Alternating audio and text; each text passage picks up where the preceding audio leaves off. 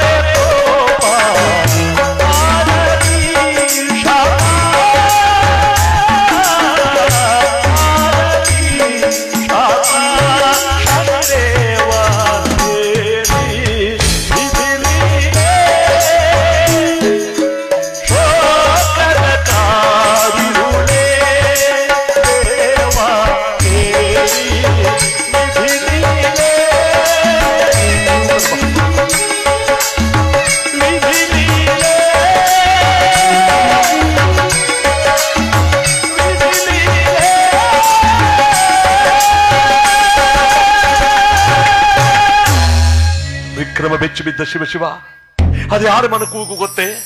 ಯಾವ ವಿಕ್ರಮ ಸಭೆಯಲ್ಲಿ ಕೂತ್ಕೊಂಡು ತನ್ನ ಬಲಗಡೆ ಕೈ ತೋರಿಸಿ ಹೇಳ್ತಿದ್ದ ನನ್ನ ಪ್ರಜೆಗಳೆಲ್ಲ ಸುಖವಾಗಿರ್ಬೇಕು, ನನ್ನ ಪ್ರಜೆಗಳೆಲ್ಲ ಸುಖವಾಗಿರ್ಬೇಕು ಅಂತ. ಅದೇ ವಿಕ್ರಮನ ಆಸ್ಥಾನದಲ್ಲಿ ಪುರಾಣ ಪಂಚಾಂಗವನ್ನು ಓದಿ ಬರೆಯತಕ್ಕಂಥ ವೇದ ಶರ್ಮ ಎಂಬ ಬಡ ಬ್ರಾಹ್ಮಣನ ಮನೆಯ ಕೂಗು.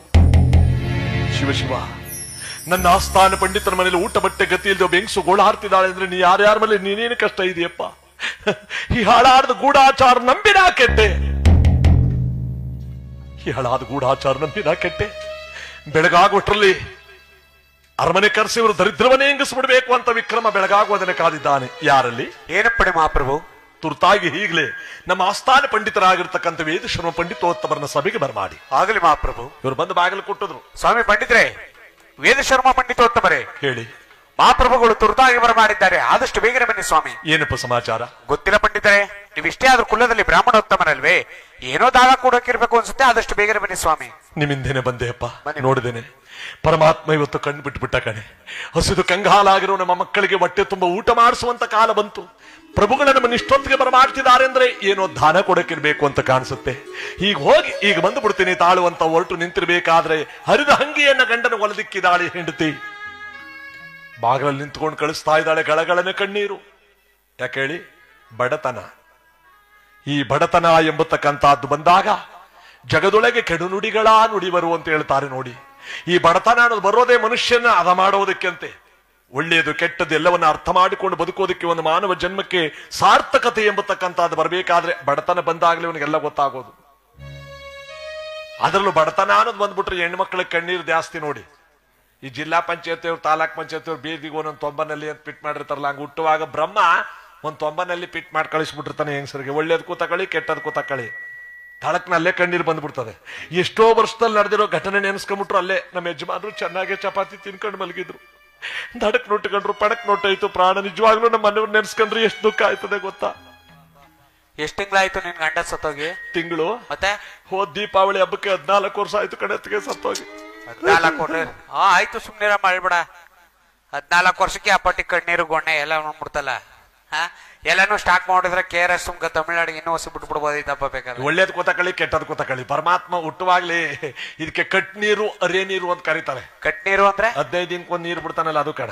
ಯಾವಾಗ್ಲೂ ಹತ್ಬಿಟ್ಟು ಶ್ರೀಮಂತರು ಸುಮ್ನಾಗೋಯ್ತಾರೆ. ಅರಿಯ ನೀರು 24 hours ಬರ್ತಾನೆ ಇರುತ್ತೆ. ಒಳ್ಳೇದ್ ಕೂತಕಳಿ, ಕೆಟ್ಟದ್ ಕೂತಕಳಿ, ಇದೇ ಕಣ್ಣೀರು. ಇಲ್ಲೇನಾಗಿದೆ? ಅದರಲ್ಲೂ ಬಡತನ ಅನ್ನೋದು ಬಂದ್ಬಿಟ್ರೆ ಹೆಣ್ಮಕ್ಳಿಗೆ ಯಾವಾಗ್ಲೂ ಬರ್ತಿರುತ್ತೆ ಅನ್ನೋದಕ್ಕೆ ನೋಡಿ ಈ ವೇದ ಶರ್ಮನ ಹೆಂಡತಿ ಬಾಗಿಲು ನಿಂತ್ಕೊಂಡು ಕಳಿಸ್ತಿರ್ಬೇಕಾದ್ರೆ ಭಾರವಾದ ಹೆಜ್ಜೆ ಇಡುತ್ತ ಅರಮನೆಯ ಕಡೆ ಬರ್ತಾ ಇದ್ದಾನೆ ಈ ಪಂಡಿತೋತ್ತಮ. ವಿಕ್ರಮ ಬಹಳ ಬುದ್ಧಿವಂತ. ನೆರೆದ ಸಭೆಯೊಳಗೆ ನಾನು ಚಿನ್ನ ಬೆಳ್ಳಿ ಮುತ್ತು ರತ್ನಗಳನ್ನು ತುಂಬಿಕೊಟ್ರೆ ನೋಡಿದವರು ಕೆಲವರು ಸಂತೋಷ ಪಡ್ತಾರೆ, ನಮ್ಮ ಮಹಾರಾಜ ಬಡವರಾದಾರಿ ಕಣಯ್ಯ ಅಂತ ಕೊಂಡಾಡ್ತಾರೆ. ಮತ್ತೆ ಕೆಲವರು ಮಹಾರಾಜವನೊಬ್ಬನಿಗೆ ಕೊಟ್ಟು ಬಿಟ್ನಲ್ಲ, ನಮಗ್ ಕೊಟ್ಟಿದ್ರು ಆಗ್ತಿಲ್ವಾ ಅಂತ ಹೊಟ್ಟೆ ಕಿಚ್ಚು ಪಡೋರು ಇದ್ದಾರೆ. ದಾನವನ ಗೌಪ್ಯವಾಗಿ ಕೊಟ್ಟಷ್ಟು ಅದಕ್ಕೆ ಬೆಲೆ ಜಾಸ್ತಿ. ಯಾವ ರೀತಿ? ಒಂದು ಬಾಕ್ಸ್ ಇಟ್ಬಿಡಿ, ಅಲ್ಲಿ ಒಂದು ರಿಟರ್ನ್ ಬಾಕ್ಸ್ ಯಾವ್ದಾರು. ಯಾವ ರೀತಿ ದಾನ ಕೊಡೋದು?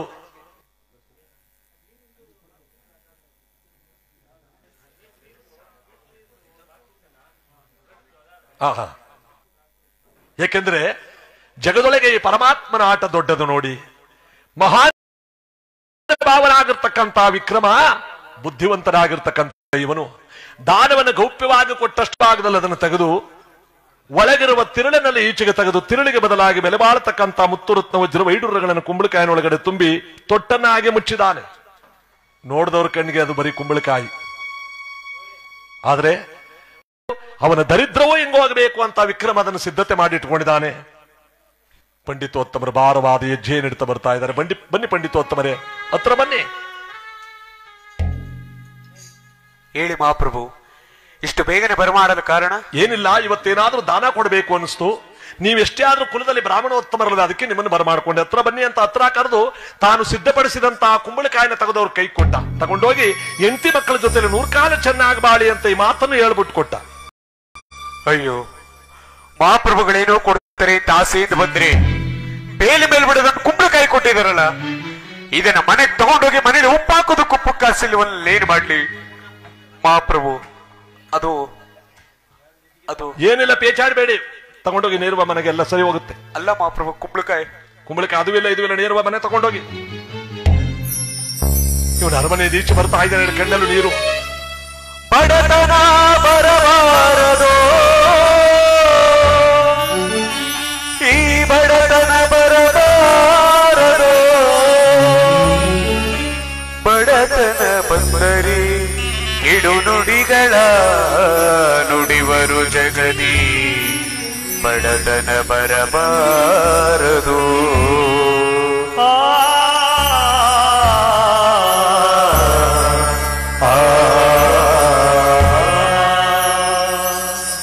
ಈ ಬಡತನ ಯಾರಿಗೂ ಬರಬಾರ್ದಪ್ಪ. ಮಹಾಪ್ರಭುಗಳೇನೋ ಕೊಡ್ತಾರೆ ಅಂತ ಆಸೆಯಿಂದ ಬಂದ್ರಿ, ಬೇಲಿ ಮೇಲೆ ಬಿಡೋದನ್ನು ಕುಂಬಳಕಾಯಿ ಕೊಟ್ಟಿದಾರಲ್ಲ, ಇದನ್ನ ಮನೆಗೆ ತಗೊಂಡೋಗಿ ಮನೇಲಿ ಉಪ್ಪು ಹಾಕೋದು ಕುಪ್ಪ ಕಾಸಲ್ಲಿ ನೀರ್ ಮಾಡ್ಲಿ, ನನ್ನ ಹೆಂಡತಿ ಹೆಂಗಿಸ್ತಾಳೇನು ಚರಿತಾಳೇನು, ಈ ಕುಂಬಳಕಾಯಿ ತಗೊಂಬರಕ್ಕೆ ಯಾರ ಮನೆ ತನಕ ಹೋಗ್ಬೇಕಾಗಿತ್ತ ಅಂತ ಅಪಹಾಸ್ಯ ಮಾಡ್ತಾಳೇನು, ನಾನು ಏನ್ ಮಾಡ್ಲಿ? ಕುಂಬಳಕಾಯಿನೊಳಗಡೆ ಏನಿದೆ ಅಂತ ವಿಕ್ರಮ ಹೇಳಿಲ್ಲ. ಕುಂಬಳಕಾಯಿನೊಳಗಡೆ ಮುತ್ತು ರತ್ನ ತುಂಬಿದೆ ಅಂತ ಇನ್ನು ಅತದೃಷ್ಟನು ಗೊತ್ತಿಲ್ಲ ನೋಡಿ. ಇದೇ ಪರಮಾತ್ಮನ ಆಟ. ಕೈಗೆ ಬಂದ ತುತ್ತನ್ನ ಬಾಯಿಗೆ ಬರದ ಮಾಡ್ಬಿಡ್ತಾನಂತೆ, ಕಣ್ಣು ಕಂಡದ್ದನ್ನ ಕಾಣಬಾರ್ದ ಮಾಡ್ಬಿಡ್ತಾನಂತೆ. ಒಂದ್ಸಾರಿ ಲಕ್ಷ್ಮಿಗೂ ಶನೇಶ್ವರನಿಗೂ ಒಂದು ಪಂಥ ಬರುತ್ತೆ. ಲಕ್ಷ್ಮಿ ಹೇಳ್ತಾಳೆ, ಶನೇಶ್ವರ ನಿನ್ನ ಕಂಡ್ರೆ ಜನ ಗಡಗಡ ನಡುಕ್ತಾರೆ, ಯಾಕೆ ಗೊತ್ತಾ? ಯಾವ ಕಷ್ಟ ಕೊಟ್ಬಿಡ್ತೀಯೋ ಏನೋ ಅಂತ. ಆದ್ರೆ ನನ್ನನ್ನು ಕಂಡ್ರೆ ಜನ ಪ್ರೀತಿಸ್ತಾರೆ, ಯಾಕೆ ಗೊತ್ತಾ? ನಾನಿದ್ರೆ ಲೋಕದಲ್ಲಿ ಏನ್ ಬೇಕಾದ್ರೂ ನಡೆಯುತ್ತೆ ಲಕ್ಷ್ಮಿ, ಅದಕ್ಕೆ ನನ್ನನ್ನು ಕಂಡ್ರೆ ಬಹಳ ಪ್ರೀತಿ ಜನರಿಗೆ. ಲಕ್ಷ್ಮಿ ನೀನು ಚಂಚಲೆ, ಇವತ್ತಿಲ್ಲಿರ್ತೀಯ, ನಾಳೆ ಇನ್ನೊಂದ್ ಕಡೆ ಹೋಗ್ತೀಯ. ಆದ್ರೆ ನಾನು ಭಕ್ತಿಯಿಂದ ಮಾನವರನ್ನ ಹದ ಮಾಡಿ ಮಾನವನ ಅಹಂಕಾರವಿಲ್ಲದಂತೆ ನೋಡ್ಕೊಳ್ಳೋನು ನಾನು. ಇಲ್ಲ, ನಾನೇ ಜಗತ್ತಿಗೆ ದೊಡ್ಡವಳು ಅಂತ ಲಕ್ಷ್ಮಿ ಬೀಗುತ್ತಾ ಇರ್ಬೇಕಾದ್ರೆ, ಸರಿ ಸರಿ ಒಂದ್ ಪರೀಕ್ಷೆ ಮಾಡು ನೋಡೋಣ. ಏನ್ ಪರೀಕ್ಷೆ ಮಾಡಿದ್ಲು ಗೊತ್ತೇ ಲಕ್ಷ್ಮಿ? ಈಗ ನೋಡು ನನ್ನ ಶಕ್ತಿ ಏನು ಅಂತ ತೋರಿಸ್ತೀನಿ ನಿನಗೆ ಅಂತ. ಇಬ್ರು ಗಂಡ ಹೆಂಡತಿರು ಪಾಪ ಕಷ್ಟಪಟ್ಟು ಹೊಲದಲ್ಲಿ ದುಡಿಮೆ ಮಾಡ್ಬಿಟ್ಟು ನಡ್ಕೊಂಡ್ ಬರ್ತಾ ಇದಾರೆ, ಕಡು ಬಡವರು.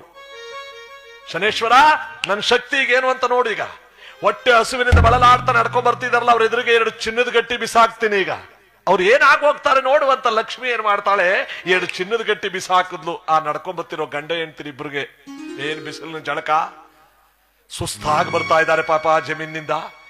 ಈಗ ನೋಡು ಅವ್ರಿಗೆ ಏನ್ ಶಕ್ತಿ ಬಂದ್ಬಿಡುತ್ತೆ, ನನ್ ಚಿನ್ನದ ಗಟ್ಟಿ ನೋಡಿದ್ ಕೂಡಲೇ ಅಂತ 2 ಚಿನ್ನದ ಗಟ್ಟಿ ಬಿಸಾಕಿದ್ಲಲ್ಲ ಲಕ್ಷ್ಮಿ. ಶನೇಶ್ವರ ಹೇಳದ್ನಂತೆ, ಈಗ ನನ್ ಶಕ್ತಿ ನೋಡ್ಕೊ ಅಂದ. ಆ ಗಂಡ ಹೇಳ್ತೀರಿ ಇಬ್ರಿಗೂ ಕೂಡ ಕಣ್ಣು ಮಂಜು ಮಂಜು ಮಾಡ್ಬಿಟ್ಟ. ಲೇ ಇದೇನ್ ಕಣ್ಣೇ ಕಾಣಿಸ್ತಾ ಇಲ್ವಲ್ಲೇ? ನನಗೂ ಕಾಣಿಸ್ತಿಲ್ಲ ಕಣ್ರಿ. ನಮ್ಗೆ ಮಕ್ಕಳಿಲ್ಲ ಮರಿಲ್ಲ, ಕಣ್ಣಿಂಗ್ ಹೋದ್ರೆ ಬದುಕೋದ್ ಹೆಂಗೆ? ಒಂದ್ ಕೆಲಸ ಮಾಡು, ಕೈ ಹಿಡ್ಕೊ, ಆ ರಳಿ ಮರ್ಕಂಟ ನಡ್ಕೊಂಡು ಹೋಗೋಣ. ನಾವ್ ಎಲ್ಲೂ ಬೀಳದೆ ಹೇಳ್ದೆ ಅಲ್ಲಿ ಹೋದ್ರೆ ನಾವ್ ಇಬ್ರು ಬದುಕ್ತಿವಿ ಅಂತ ಅರ್ಥ ಅಂತ ಕೈ ಹಿಡ್ಕೊಂಡು ಕಣ್ಣು ಮಂಜುವಾಗೋಯ್ತಲ್ಲ ಇಬ್ರಿಗೂ ಅಂತ ನಡ್ಕೊಂಡ್ ಬರ್ತಿದ್ದೆ. ಧಡಕ್ಕಂತ ಒದ್ಕೊಂಬಂದು ಏನದು ಏನಕ್ಕಲ್ಲೂ ಅನ್ಸುತ್ತೆ ಓದಿರಿ ಆತಾಗೆ. ಏನ ಒದ್ಕೊಂಬಂದದ್ದವ್ರು? ಚಿನ್ನದ ಗಟ್ಟಿನ ಒದ್ಕೊಂಬಂದ ಅರಳಿ ಮರದ ಹತ್ರ ಕಂಡ್ಬಿಟ್ರು. ನಾವ್ ಕಣ್ಣಿಂಗ್ ಹೋದ್ರು ಬದುಕ್ತಿವಿ ಕಡೆ. ಆದ್ರೆ ಪರಮಾತ್ಮ ಆಡಿದ ನಾಟಕದಿಂದ, ಲಕ್ಷ್ಮಿ ನೀನು ಚಿನ್ನದ ಗಟ್ಟಿ ಇಟ್ಟೆ, ಆ ಚಿನ್ನದ ಗಟ್ಟಿನೇ ನೋಡೋದಕ್ಕೆ ನಾನು ಕಣ್ಣು ಮಂಜು ಮಾಡ್ಬಿಟ್ಟೆ. ನಾನು ದೊಡ್ಡವನೋ ನೀನು ದೊಡ್ಡವಳು, ಸತ್ಯ ಇದು. ಊಟ ಮಾಡ್ಬೇಕಾದ್ರೂ ಒಂದು ಸಾಕಾರ ಬೇಕು, ಒಂದ್ ಅಗಳ ಅಕ್ಕಿ ಅನ್ನ ತಿನ್ಬೇಕಾದ್ರೂ ಒಂದು ಸಾಕಾರ ಬೇಕು, ಇದ್ರೂ ತಿನ್ನಕ್ಕಾಗಲ್ಲ. ಇಲ್ಲ ಅಂದ್ರೆ ಅದಕ್ಕೆ ನೋಡಿ ಈ ಮಾತು ಯಾಕೆ ಇಲ್ಲಿ ಹೇಳ್ತಾ ಇದ್ದೀನಿ ಅಂದ್ರೆ, ಮುತ್ತು ರತ್ನಗಳನ್ನು ತುಂಬಿಕೊಂಡು ಕುಂಬಳಕಾಯಿ ಕೈಲಿ ಹಿಡ್ಕೊಂಡು ಬರ್ತಾ ಇದ್ದಾನೆ ವಿಕ್ರಮ. ಹೇಳಿಲ್ಲ, ಇವನು ಗೊತ್ತಿಲ್ಲ ಇದೇ ಅವನ ಆಟ. ಕೈಗೆ ಬಂದ್ ತುತ್ತು ಬಾಯಿಗೆ ಬರ್ದಾಗ ಮಾಡ್ತಾನೆ. ಜಗದೊಳಗೆ ಏನಾದ್ರೂ ನಡಿಬಾರ್ದು ನಡೀತು ಅಂದ್ರೆ ಅದು ಇವನ್ ಕಾರಣ ಅಂತ ಅಲ್ಗ ಅರ್ಥ. ಕಲಿಪುರುಷನ ಮಾಯೆ ಅಂತ. ಬೀದಿ ಒಳಗಡೆ ಹಿಡ್ಕೊ ಬರ್ತಿದ್ದೆ, ಅವನ ಮನಸ್ಸು ಚಂಚಲವಾಯಿತು. ಇದನ್ನ ತಗೊಂಡೋಗಿ ನನ್ನ ಹೆಂಡತಿ ಮಕ್ಕಳಿಗೆಲ್ಲ ಹೊಟ್ಟೆ ಉರ್ಸೋದಕ್ಕಿಂತ ಇದನ್ನ ಯಾರಿಗಾದ್ರೂ ಮಾರ್ಬಿಟ್ರೆ ಒಂದು ಕಾಸ್ನಲ್ಲಿ ಮಕ್ಕಳಿಗೊಂದಿಷ್ಟು ಅವಲಕ್ಕಿನಾದ್ರೂ ನೆನೆ ಯಾಕೆ ತಿನ್ನಿಸಬಹುದಲ್ಲಿ, ಯಾರಾದ್ರೂ ಕುಂಬಳಕಾಯಿ ಪ್ರಿಯರು ಕೊಂಡ್ಕೋತಾರೆ ಅಂತ ಬೀದಿ ಒಳಗಡೆ ಆ ಕುಂಬಳಕಾಯಿನ ಮಾರಾಟ ಮಾಡ್ತಾ ಬರ್ತಿದ್ದಾನೆ. ನತದೃಷ್ಟ ಏನಾಗುತ್ತೆ ನೋಡಿ. ರಾಜರ ಮನೆಯಲ್ಲಿ ನೀಡಿದ ಕೂಷ್ಮಾಂಡ ಫಲವಯ್ಯ, ಇಂದು ಮಾರುವೆನಯ್ಯ ಕೊಂಡುಕೊಳ್ಳಿ ಉಜ್ಜಯಿನಿಪುರ ನಿವಾಸಿಗಳೇ. ಇದು ಸಕ್ಕರೆ ಕುಂಬಳ, ಇದು ಸಿಹಿ ಕುಂಬಳ, ಅಯ್ಯ ಮಾರುವೆನಯ್ಯ ಕೊಂಡುಕೊಳ್ಳಿರಿ ಕೂಷ್ಮಾಂಡ ಫಲವ, ಕೂಷ್ಮಾಂಡ ಫಲವ. ಕುಂಬಳಕಾಯಿ ಯಾರು ತಗೊಳಪ್ಪ, ನಿಮ್ಗೆ ಅದಾಗದೇ ಇಲ್ಲ ಪದಾರ್ಥ, ನೀವಾರು ತಗೊಳ್ಳಿ ಸ್ವಾಮಿ. ಏನಪ್ಪಾ ನೀವಾರು ತಗೊಳ್ರಪ್ಪ. ಬೇಡ ಕಣಪ್ಪ, ನಮ್ಮ ಮನೇಲಿ ಯಾರು ತಿನ್ನೋರಿಲ್ಲ. ನೀನೇ ಕುಂಬಳಕಾಯಿ ಇದ್ದಂಗಿದೀಯಾ, ಕೊಟ್ಟಷ್ಟು ಕೊಡಿ ಸ್ವಾಮಿ. ಬೇಡ ಅಂದ್ಮೇಲೆ ಕೊಟ್ಟಷ್ಟು ಕೊಡೋದು ಹೋಗಪ್ಪ. ಅರಮನೆ ಕುಂಬಳ ಸ್ವಾಮಿ, ಯಾರ ಮನೆ ಕುಂಬಳ ಆದ್ರೆ ಹೋಗಪ್ಪ. ದೊಡ್ಡ ಮನಸ್ಸು ದೊಡ್ಡ ಮನಸ್ಸು ಏನ್ ಮಾಡೋದು, ಬೇಡ ಅಂತ ಹೇಳ್ದಲ್ಲ ನೋಡಿ. ವಾಗರ್ದ್ರು ತಕೋತಿಲ್ಲ, ಅದ್ರೊಳಗೆ ಏನದೆ ಅಂತ ಇವನು ಗೊತ್ತಿಲ್ಲ. ಮತ್ತೆ ಹೋಗೋ, ನನಗೆ ಗೊತ್ತಿಲ್ಲ, ನಿನಗೆಲ್ಲಿ ಗೊತ್ತಾಗತ್ತೆ? ತಗೊಳಕ್ಕೂ ಬೇಕಲ್ಲ. ಭಗವಂತ ಯಾರ ಮನೆ ಸೇರಿಸ್ತಾನೆ, ಇವನ ಆಟ ಯಾರು ಬಲ್ಲವರು. ಬೀದಿ ಒಳಗಡೆ ಬರ್ತಾ ಇದ್ದಾನೆ.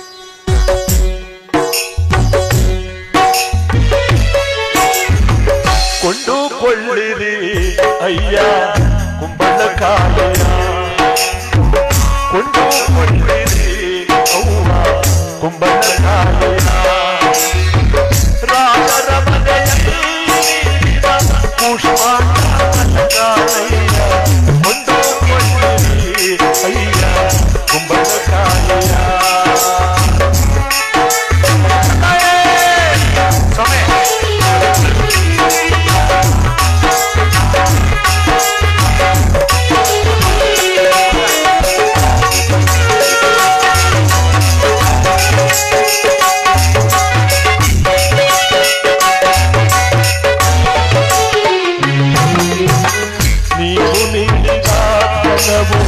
ಜೀವನಕ್ಕೆ ಆಧಾರವು,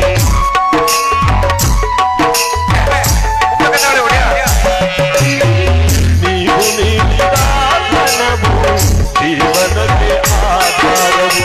ಜನ್ಮ ಜನ್ಮಾದಲ್ಲೂ ಮರೆಯಲಾರೆ ನಿಮ್ಮನ್ನು ಅಯ್ಯ, ಜನ್ಮ ಜನ್ಮದಲ್ಲೂ ಮರೆಯಲಾರೆ ನಿಮ್ಮನ್ನು.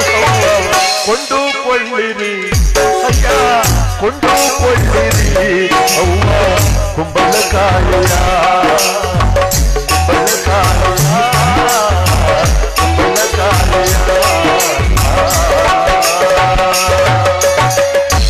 ಎಲ್ಲಾ ಬೀದಿನ ಸುತ್ತಕೊಂಡು ಶಟ್ರು ಬೀದಿಗೆ ಬಂದನ. ನುಂಗಪ್ಪ ಶಟ್ರು ಅಂತ ಒಬ್ಬ ಶಟ್ರು. ಶಟ್ರ ಗೊಳಕ್ ನುಂಗಪ್ಪ ಶಟ್ರು, ಬರೀ ನುಂಗಪ್ಪ ಶಟ್ರು. ಅವ್ನ ಹೆಂಡತಿ ಹೆಸರು ಎಂಕುಬಾಯಿ ಅಂತ. ಎಂಟುಬಾಯಿ, ಎಂಕುಬಾಯಿ. ಎಂಕುಬಾಯಿ ಗಂಡನ ಹಿಡ್ಕೊಂಬಿಟ್ಟಳು. ಏಮಂಡಿ ಇವತ್ತು ಕುಂಬಳಕಾಯಿನ ಒಗಡೆ ತಿನ್ವಲೆ ಅಂತ ಆಸೆ ಪೈನ್ ದಿನಕ್ಕೆ. ಈ ಪದ್ದು ಕುಂಬಳಕಾಯಿ ಕಾಣೆವಲೆ ಕಾಣೆವಲೆ ಕಾಣೆವಲೆ. ಸಂತೆಗೆ ವ್ಯಾಪಾರ ಹಾಕ್ಬಿಟ್ಟಿದ್ದೀನಿ. ಕುಂಬಳಕಾಯಿ ನೋಡೋ ಕುಂಬಳಕಾಯಿ ಕೆಲಸ ನೋಡೋಗೆ. ನನ್ನ ಅರ್ಥ ಮಾಡ್ಕೊಳ್ಳಿ, ನಾನು ಕುಂಬಳಕಾಯಿ ತಿನ್ಲೇಬೇಕು ಇವತ್ತು. ಅದೇನ್ ಇವತ್ತು ಕುಂಬಳಕಾಯಿ ತಿನ್ನೋ ವಿಶೇಷ? ವಿಶೇಷ ಕೇಳ್ಬಿಟ್ರೆ ಬೇರೆ ಆಗ್ಬಿಟ್ಟಿರಾ? ಅದೇನ್ ಹೇಳೋ ಕೇಳೋಣ. ನಮ್ಮ ಮದುವೆ ಆಗಿ ಎಷ್ಟು ವರ್ಷ ಆಯ್ತು? ಪೆಂಡ್ಲಿ ಆಗಿ 8 ವರ್ಷ ಆಯ್ತು. 8 ವರ್ಷದಲ್ಲಿ ದೇವರು ನಮಗೊಂದು ಮಗನಾರು ಕೊಟ್ಟಿದ್ದಾನ? ಕೊಟ್ಟಿಲ್ಲ. ಅದಕ್ಕೇನ್ ಮಾಡ್ಬೇಕೀಗ? ಈಗ ನಾನು ನೀನು ಅದೇನ್ ನುಲಿ ಬೇಡ ಹೇಳೆ, ನುಲಿತಾಳೆ. ಈಗ ನಾನು ಒಳ್ಳೊಳ್ಳು ಆಯ್ತಾ? ಒಳ್ಳೊಳ್ಳು ಅಂದ್ರೆ ಬಸ್ರಿ ಹೊಟ್ಟೆ ನೋಡಿದ್ರೆ ಗೊತ್ತಾಗಲ್ವಾ? ಎಷ್ಟ್ ತಿಂಗಳು?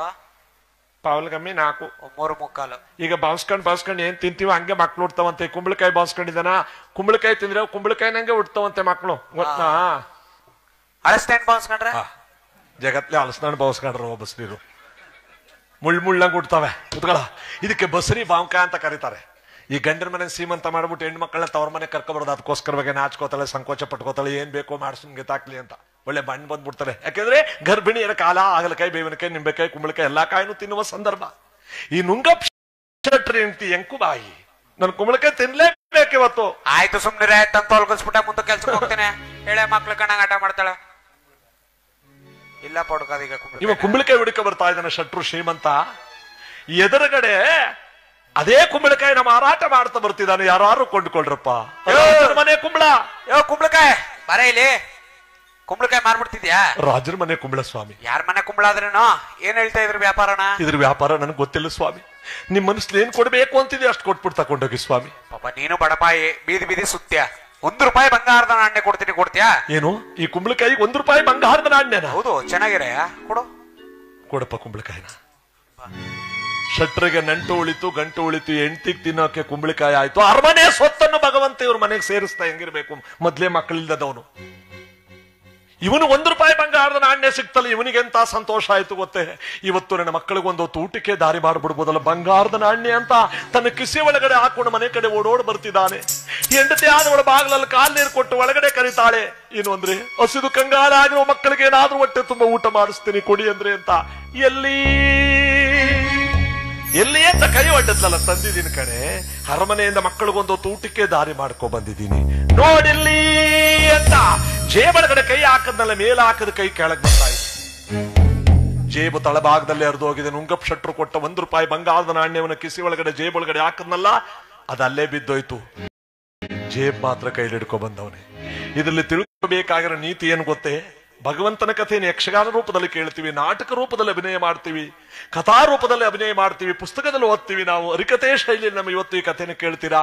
ಇದರಲ್ಲಿ ಕೆಲವು ನೀತಿಗಳನ್ನು ಅರ್ಥ ಮಾಡ್ಕೋಬೇಕು. ಏನು ಅರ್ಥ? ಅರಮನೆ ಕುಂಬಳಕಾಯಿನಂತೂ ಮನೆಗೆ ತರಲಿಲ್ಲ, ಕುಂಬಳಕಾಯಿ ರುಚಿ ಅಂತೂ ನೋಡ್ಲಿಲ್ಲ, ಕುಂಬಳಕಾಯಿನೊಳಗೆ ತುಂಬಿದ ಮುತ್ತು ರತ್ನ ಅಂತ ಇವನ್ ಕಣ್ಣು ಕಾಣ್ಲೇ ಇಲ್ಲ.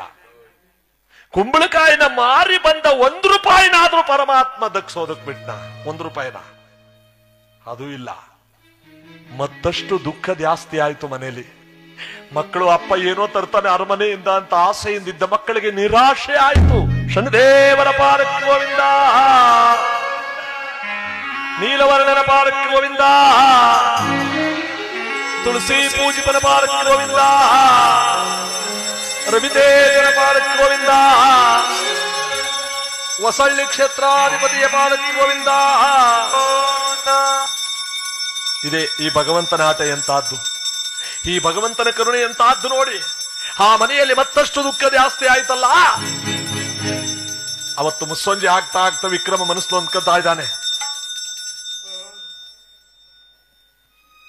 ಇಷ್ಟೊತ್ತು ಮನೆಗೆ ತಕೊಂಡೋಗಿ ಕುಂಬಳಕಾಯಿನ ಕತ್ತರಿಸಿರ್ತಾನೆ. ಮಕ್ಕಳಿಗೆಲ್ಲ ಹೊಸ ಬಟ್ಟೆ, ಹೆಂಡತಿಗೆ ಹೊಸ ಸೀರೆ, ಮನೆಯಲ್ಲ ಹಬ್ಬದ ಅಡಿಗೆ. ಅದು ಇಷ್ಟು ದಿನ ಆಗಿತ್ತೋ ಪಾಪ ಊಟ ಮಾಡಿ, ಇವತ್ತು ಹೊಟ್ಟೆ ತುಂಬಾ ಊಟ ಮಾಡ್ಬಿಡ್ತಾನೆ ಅಂತ ಇವನು ಮನಸ್ಸು ಅಂದ್ಕೋತಿರ್ಬೇಕಾದ್ರೆ ವಿಕ್ರಮ ಅಂದ್ಕೋತಿದ್ದಾನೆ. ಅಲ್ಲಾಗಿರೋ ಕಥೆನೇ ಬೇರೆ.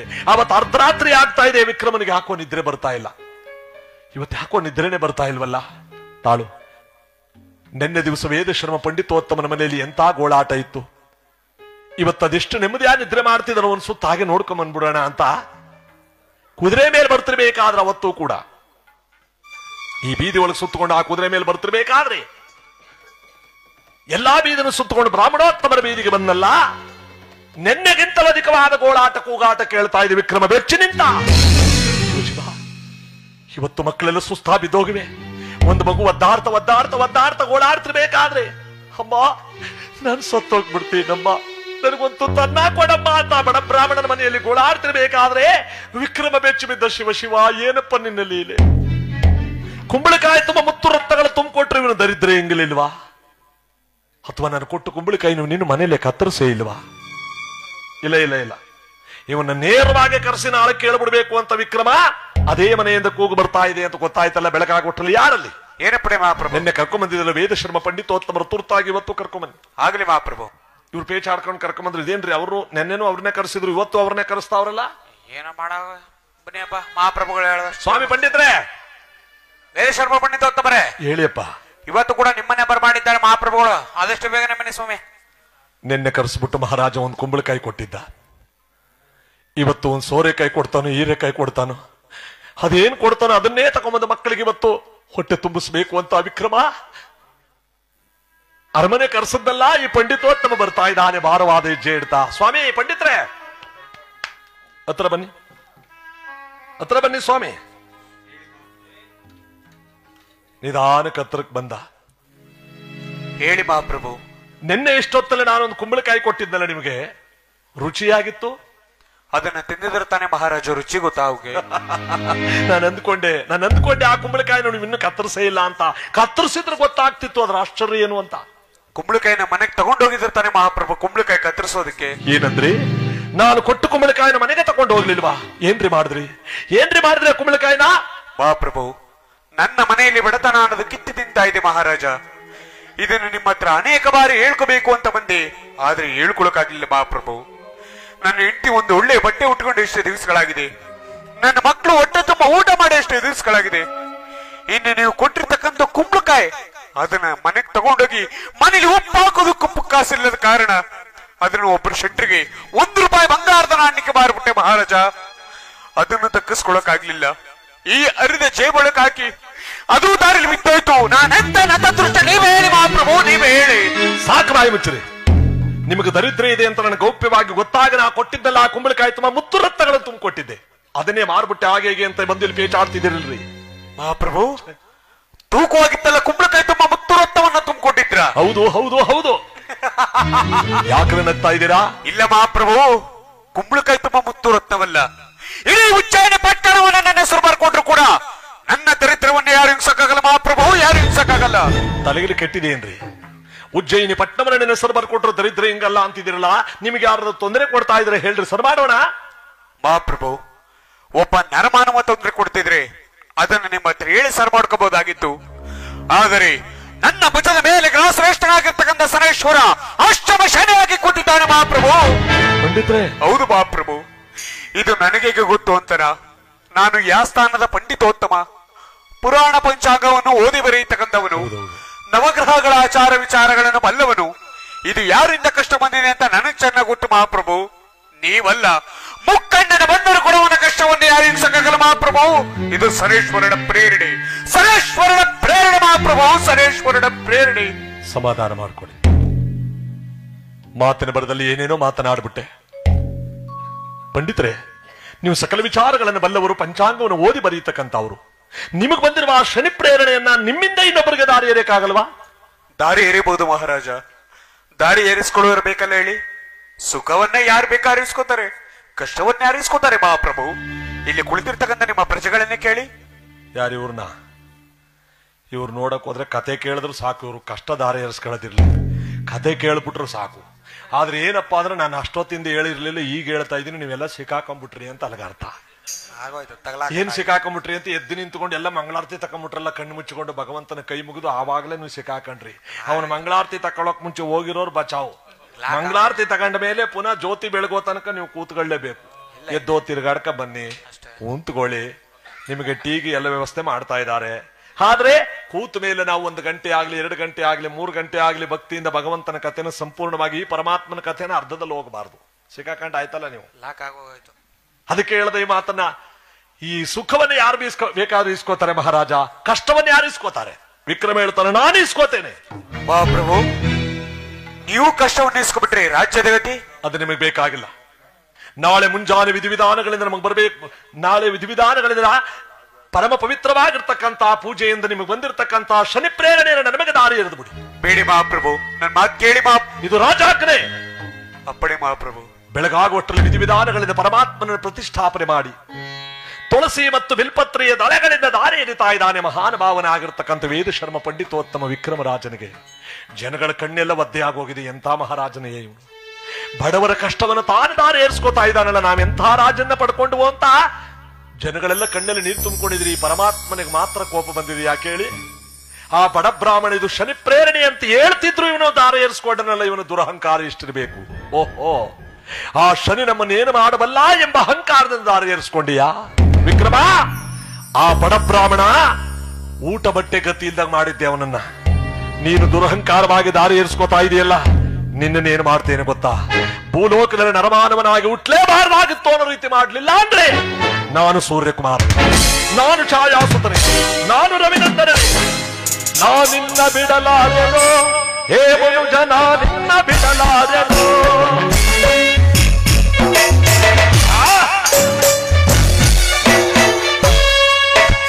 ನಾನಿನ್ನ ಬಿಡಲಾರೆನೋ ಹೇ ಮನುಜ, ನಾನಿನ್ನ ಬಿಡಲಾರೆನೋ.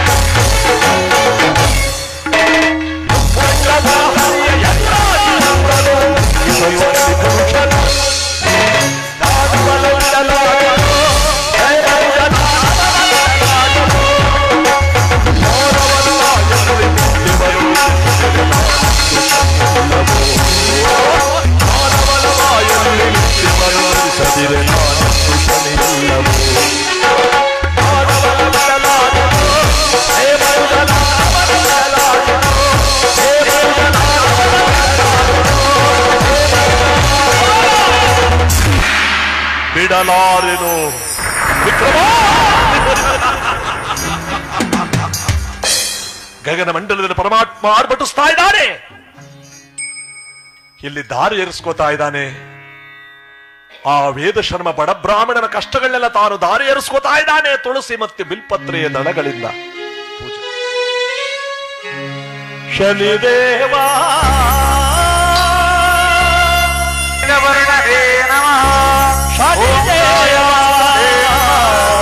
ಓಂ ಪ್ರವಿನಂದನೇ ನಮಃ.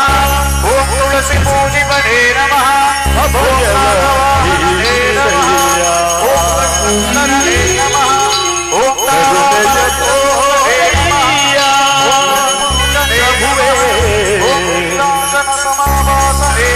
ಕರುಣೆಯ ಪುರುಷನೇ ನಮಃ.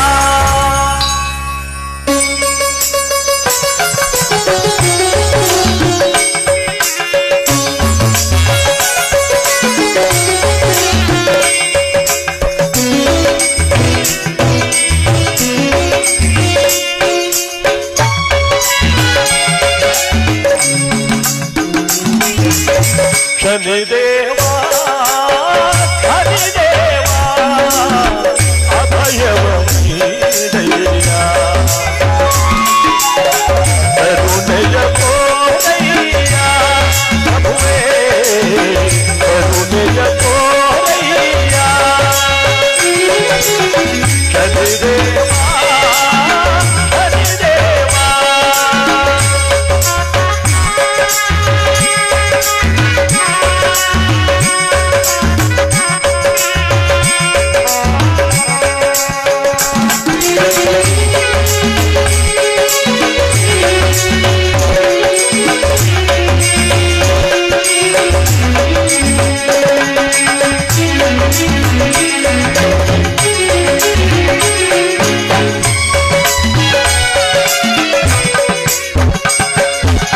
ಶರಣರ ಹೃದಯ ಮುನಿಜನ ಸದಯ ಕರುಣಾನಿಧಿಯೇ ಶನಿದೇವ.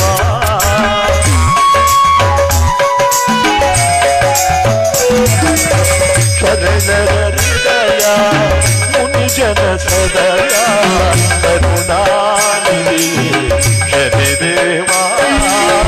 ಶರಣ ವಿಧೂರನೆ ಪತಿತೋತಾರನೆ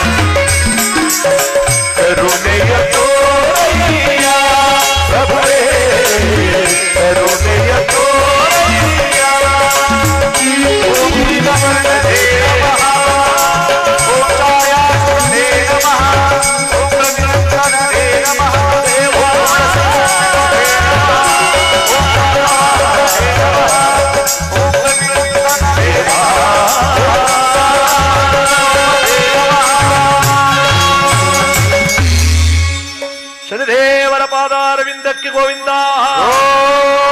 ಗೋವಿಂದೇಶ್ವರ ಪಾದಾರವಿಂದಕ್ಕೆ ಗೋವಿಂದ. ಆಂಜನೇಯ ಸ್ವಾಮಿ ಪಾದಾರವಿಂದಕ್ಕೆ ಗೋವಿಂದ.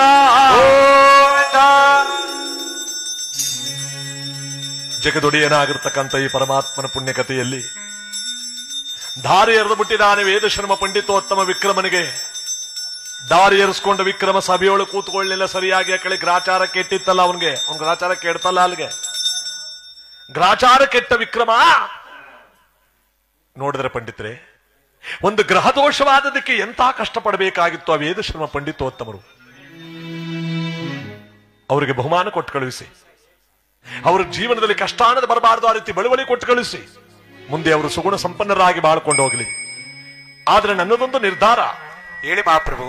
ಒಂದು ಗ್ರಹದೋಷವಾದದಕ್ಕೆ ಎಂತ ಕಷ್ಟಪಡಬೇಕಾಯ್ತು. ಅದಕ್ಕೆ ಈಗ ನಾನು ಒಂದು ತೀರ್ಮಾನಕ್ಕೆ ಬಂದಿದ್ದೀನಿ. ಏನದು ಮಹಾಪ್ರಭು? ಆಯಾ ಗ್ರಹಗಳಿಗೆ ಅಲ್ಲಲ್ಲೇ ಪೂಜೆಯನ್ನು ಸಲ್ಲಿಸ್ಬಿಟ್ರೆ ಯಾವ ಕಷ್ಟವೂ ಇಲ್ಲವಲ್ಲ. ಒಳ್ಳೆ ಅಭಿಪ್ರಾಯ ಮಹಾಪ್ರಭು.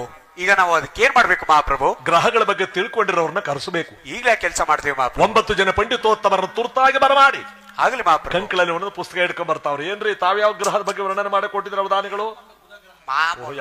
ಬುಧ. ತಾವು ಮಾಮೂಲು. ನಾವು ಶುಕ್ರ ಸ್ವಾಮಿ. ಒಬ್ಬ ತಾವು ರಾವು ಕೇತುಗಳ್ರಿ. ಯಾಕೆ ನಗ್ತಾ ಇದ್ರೆ? ಇವತ್ತು ಮಹಾಪ್ರಭುಗಳ ನಮ್ಮ ಪೂಜೆ ಪುನಸ್ಕಾರ ನೋಡ್ಬಿಟ್ಟು ಕೈ ತುಂಬಾ ದಕ್ಷಿಣೆ, ಹೊಟ್ಟೆ ತುಂಬಾ ಭೋಜನ, ಹೋದ್ಮೇಲೆ ಊಟ ಇಕ್ಕದೇ ಇರ್ತಾರನ್ರಿ. ರಾಜನ ಮನೆ ಭೋಜನ ಸ್ವಾಮಿ. ಎಲ್ಲ ಆಗುತ್ತೆ. ನೀವೇನು ಭಯಪಡಬೇಡಿ, ಬನ್ನಿ ಈಗ ಪೂಜೆ ಗೊತ್ತಾಗುತ್ತೆ ಅಂತ. ನಾವು ಭಕ್ತಿಯಿಂದ ನಿಷ್ಠೆಯಿಂದ ಪೂಜೆಯನ್ನು ಸಲ್ಲಿಸೋಣ. ನಮ್ಮ ದೇಶಕ್ಕೆ ನಾಡಿಗೆಲ್ಲ ಒಳ್ಳೇದಾಗಲಿ ಅಂತ 9 ಜನ ಪಂಡಿತೋತ್ತಮರು ಬರ್ತಾ ಇದ್ದಾರೆ. ಓಂಕಾರವೇ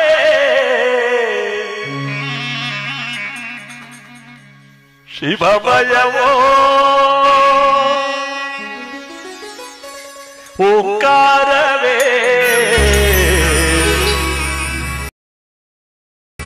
ಜಗಮಯವೋ, ಶಿವಮಯವೋ.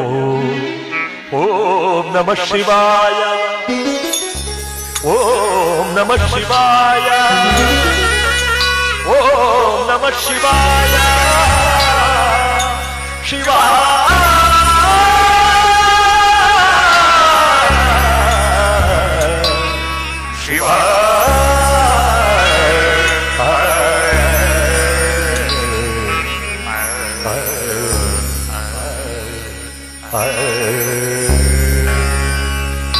ಓಂ ನಮಃ ಶಿವಾಯ, ಓಂ ನಮಃ ಶಿವಾಯ.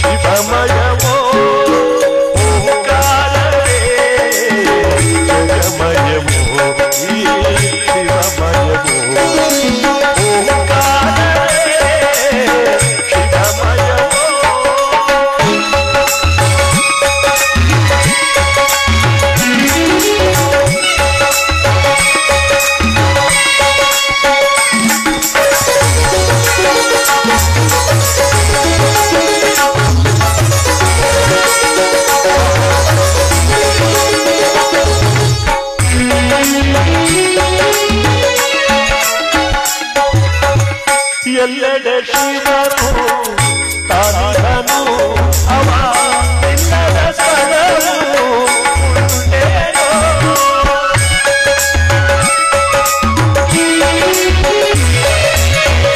ಎಲ್ಲೆಡೆ ಶಿವನು ತಾನಿಹನು, ಅವ ಎಲ್ಲರ ಸದನು ಉಂಟೇನೋ. ಶಿವನಿಹನು ಎಲ್ಲರೊಳು ತುಂಬಿಹನು.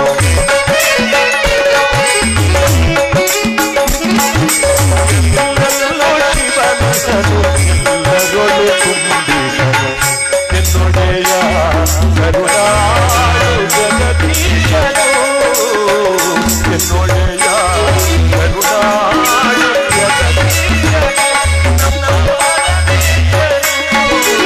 ಓಂಕಾರವೇ ಶಿವಮಯವೋ, ಓಂಕಾರವೇ ಜಗಮಯವೋ, ಶಿವಮಯವೋ.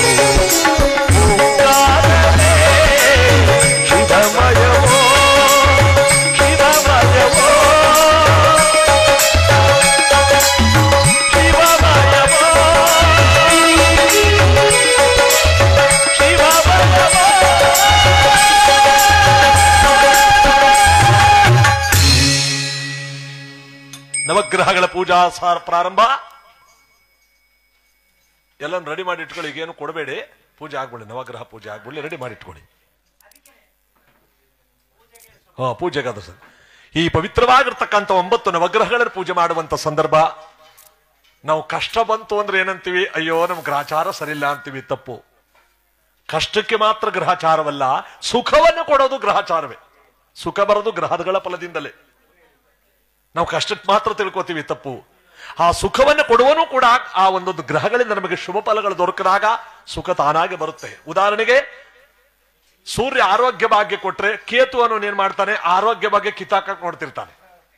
ಯಾಕೋ ಇವತ್ತು ಚೆನ್ನಾಗಿದ್ದೆ, ಪುನಃ ನಾಳೆಗೆ ಏನೋ ಆರೋಗ್ಯದಲ್ಲಿ ವ್ಯತ್ಯಾಸ ಆಯ್ತು ಅಂದ್ರೆ ಒಂದು ಗ್ರಹ ಒಳ್ಳೇದು ಮಾಡಿದ್ರೆ ಒಂದು ಗ್ರಹ ಕೆಟ್ಟದ್ದು ಮಾಡ್ತಿರುತ್ತೆ. ಈ 9 ನವಗ್ರಹಗಳಲ್ಲೂ ಶುಭ ಫಲಗಳನ್ನು ಪರಮಾತ್ಮ ಕೊಡಬೇಕಾದ್ರೆ ನಾವು ಆಯಾ ಗ್ರಹಗಳಿಗೆ ಅಲ್ಲಲ್ಲೇ ಪೂಜೆಯನ್ನು ಸಲ್ಲಿಸಬೇಕು. ಆ ಗ್ರಹಗಳ ಪೂಜೆಯಿಂದ ಬರ್ತಕ್ಕಂಥ ಜೀವನದ ಕಷ್ಟ ನಿಷ್ಠೂರಗಳು, ದುಃಖ ನೋವುಗಳೆಲ್ಲ ಕೂಡ ದೂರವಾಗುತ್ತೆ, ನಮ್ಮ ಜೀವನ ಪಾವನವಾಗುತ್ತೆ. ಎಲ್ಲಕ್ಕಿಂತ ಹೆಚ್ಚಾಗಿ ಗಂಡ ಹೆಂಡತಿರಿಬ್ರು ಕೂಡ ಭಕ್ತಿಯಿಂದ ಮಾಡತಕ್ಕಂಥ ಈ ಪೂಜೆ, ಅಕ್ಕನ್ನು ಕರೆದು ಬಿಡಿ.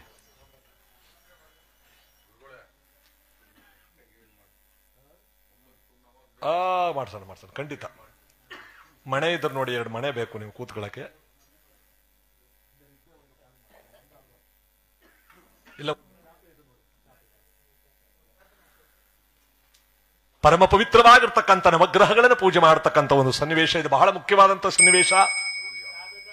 ನಾವೆಲ್ಲರೂ ಕೂಡ ಒಂದೊಂದು ಗ್ರಹಗಳನ್ನು ಭಕ್ತಿಯಿಂದ, ನಮ್ಮ ಶಿವಲಿಂಗಮ್ಮನವರು ಮತ್ತು ಶ್ರೀ ಶಿವಣ್ಣನವರು ಭಕ್ತಿಯಿಂದ ಪೂಜೆ ಮಾಡಿದ್ರೆ ಅವರಿಗೆ ಮಾತ್ರ ಅಂತಲ್ಲ, ನಾವೆಲ್ಲ ಸ್ತೋತ್ರ ಮಾಡಬೇಕು, ಕೊನೆಯಲ್ಲಿ ಕೈ ಮುಗಿತಬೇಕು. ನಾವು ಸೂರ್ಯಗ್ರಹ ಸ್ತೋತ್ರ ಮಾಡಿದಾಗ ಋಷಿಪುಂಗವರಿಂದ ಸ್ಥಾಪನೆ ಪಟ್ಟಂತ ಮಾಡಿದಂತ ರಚಿಸಿದಂತ ಒಂದು ಸ್ತೋತ್ರಗಳನ್ನು ಮಾಡಿದಾಗ ನಮಗೆ ಸರ್ವ ಶುಭ ಫಲಗಳು ದೊರಕುತ್ತೆ.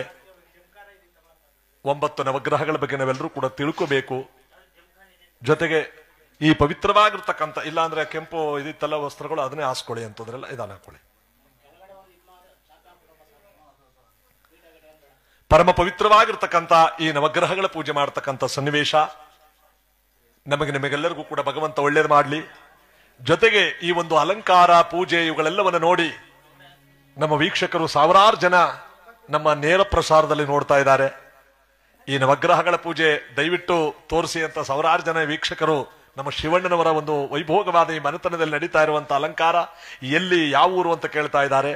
ರಾಮನಗರ ಜಿಲ್ಲೆ, ಚನ್ನಪಟ್ಟಣ ತಾಲೂಕು, ಮಾಕಳಿ ಹೊಸಳ್ಳಿ ಎಂಬತಕ್ಕಂಥ ಗ್ರಾಮದಿಂದ ನೀವು ನೇರ ಪ್ರಸಾರದ ನೋಡ್ತಾ ಇರೋದು ಎಲ್ಲ ವೀಕ್ಷಕರೇ.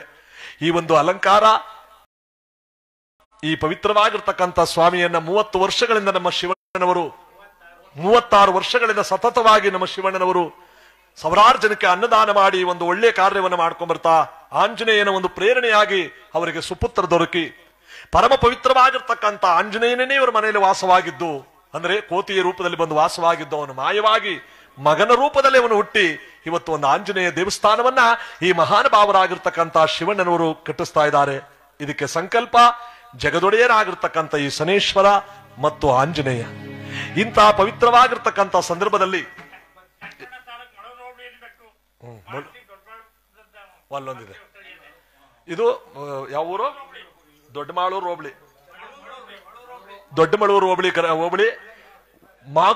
ಮಾಕ್ಳಿ ಹೊಸಳ್ಳಿ ಎಂಬತಕ್ಕಂಥ ಈ ಒಂದು ಗ್ರಾಮ.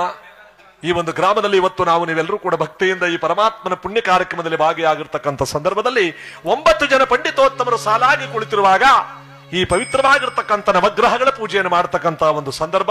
ನಾನು ಹೇಳ್ತೇನೆ, ಒಬ್ರು ಅಣ್ಣ ನೀವು ಕಾಯಿ ಹೊಡೆದು ರೆಡಿ ಮಾಡಿಕೊಡಿ ಅವ್ರಿಗೆ, ನಾನು ಹೇಳಿದಾಗ ಮಂಗಳಾರತಿ ಆಗುತ್ತೆ. ಅದರಲ್ಲಿ ಮೊದಲನೇ ಪಂಡಿತೋತ್ತಮರು ಕಾಯಿ ಹೊಡೆದು ಕೊಡಿ, ಅಲ್ಲಿಗೆ ಇಟ್ಕೊಳ್ಳಿ, ಹಣ್ಣಿಗಣ್ಣೆಲ್ಲ ಮುರಿದು ರೆಡಿ ಮಾಡ್ಕೊಳ್ಳಿ, ಹೇಳ್ದ ಮಂಗಳಾರತಿ. ಶ್ರೀ ಸೂರ್ಯದೇವನು ರಘಶ್ರೇಷ್ಠನು,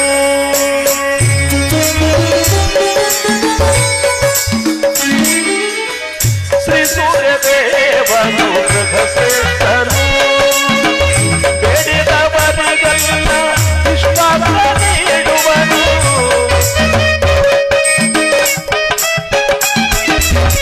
ಬೇಡಿದವರಿಗೆಲ್ಲ ಇಷ್ಟಾರ್ಥ ನೀಡುವನು, ಶ್ರೀ ಸೂರ್ಯದೇವನು ರಘಶ್ರೇಷ್ಠನು.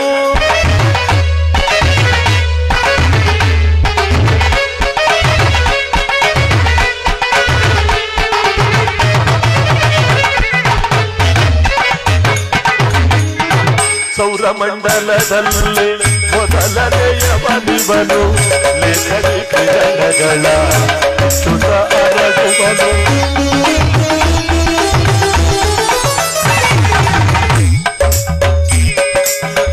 ಸೌರಮಂಡಲದಲ್ಲಿ ಮೊದಲನೆಯವನಿವನು, ಲೋಕದಿ ಕಿರಣಗಳ ಸುತ ಹರಡುವನು, ದೇವನು ಇವನಿಲ್ಲದ ಸ್ಥಳವು ಲೋಕದಲ್ಲುಂಟೇನೋ ಇವನಿಲ್ಲದ ಜೀವನ ರೂಪುವುದುಂಟೇನೋ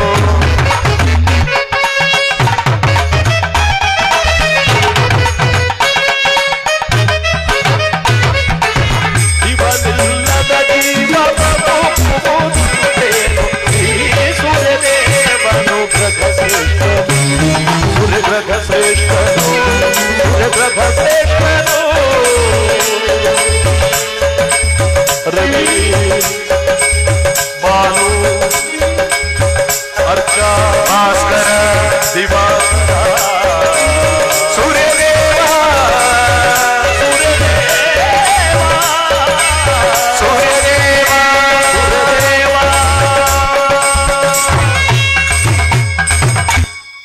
ಸೌರಮಂಡಲದಲ್ಲಿ ಮೊದಲನೆಯ ಗ್ರಹ ಸೂರ್ಯ ನೋಡಿ. ನೀವು ಇಲ್ಲದೆ ಯಾವ ಕಾರ್ಯವೂ ನಡೆಯಲ್ಲ. ಮನುಷ್ಯನಿಗೆ ಆಯುಸ್ ಮುಗಿಯಲ್ಲ. ಕಲ್ಲು ಬಂಡೆ ಒಳಗಿರೋ ಕಪ್ಪೆ ವಾಸ ಮಾಡಬೇಕಾದ್ರೂ ಕೂಡ ಸೂರ್ಯನ ಶಾಖ ಬೇಕು. ಎಲ್ಲಕ್ಕಿಂತ ಹೆಚ್ಚಾಗಿ ಶೌರ್ಯಪ್ರದಾಯಕನಾಗಿ ಆರೋಗ್ಯ ಭಾಗ್ಯ ಕೊಡೋನು ಯಾರಪ್ಪ ಅಂದ್ರೆ ಈ ಸೂರ್ಯ. ಆರೋಗ್ಯ ಭಾಗ್ಯ ಅಂದ್ರೆ ಅದು ನಮ್ಗೆ ಸುಮ್ಮನೆ ಸಿಗಲ್ಲ. ಹಣವಿದ್ದ ಮಾತ್ರಕ್ಕೆ ಆರೋಗ್ಯ ಭಾಗ್ಯ ಕೊಂಡ್ಕೊಳ್ಳಕ್ಕಾಗಲ್ಲ. ದೈವ ಬಲವಿರಬೇಕು. ಆರೋಗ್ಯ ಬಲ ಒಂದಿದ್ರೆ ಜಗತ್ನಲ್ಲಿ ಏನು ಬೇಕಾದ್ರೂ ಸಾಧಿಸಬಹುದಂತೆ. ಕಳಿಲಬಹುದು, ಕೊಂಡ್ಕೊಳ್ಳಬಹುದು. ಅದು ಚೆನ್ನಾಗಿರ್ಬೇಕು. ಕಲ್ಲು ಬಂಡೆಗೆ ತಲೆ ಚಚ್ಕೊಂಡ್ರು ಪ್ರಾಣವಾಗಲ್ಲ ಯಾವುದೋ ಆರೋಗ್ಯ ಚೆನ್ನಾಗಿದ್ರೆ. ಆ ಆರೋಗ್ಯ ಭಾಗ್ಯ ಅನ್ನೋದಿಲ್ಲ ಅಂದ್ರೆ ಎಷ್ಟಿದ್ರೆ ತಾನೇ ಏನು ಪ್ರಯೋಜನ.